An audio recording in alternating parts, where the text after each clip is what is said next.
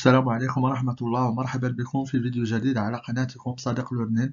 في هذا الفيديو سنعرض لكم البرنامج الكامل لمواعيد مباريات الأسبوع الثاني لدوري نجوم قطر الدرجة الأولى موسم 2023-2024، والتي ستنطلق مبارياته يوم الجمعة المقبل 25 من غشت الحالي. فمرحبا بكم وشكرا على المتابعة.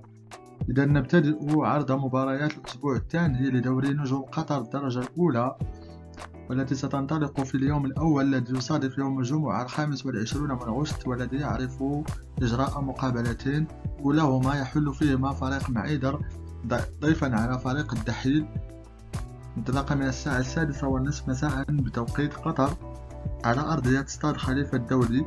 المقابلة الثانية التي سيتم إجراؤها في نفس يوم الجمعة سيحل فيها فريق قطر ضيفا على فريق الريان على أرضية استاد أحمد بن علي، انطلاقا من الساعة 8:30 مساء بتوقيت مكة المكرمة.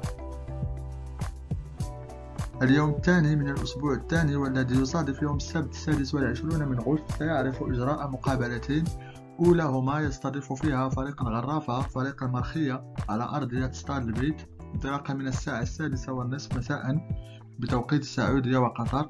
أما المقابلة الثانية فيحل فيها فريق الأهلي ضيفا على فريق السد، انطلاقا من الساعة 8:30 مساء على أرضية استاد خليفة الدولي.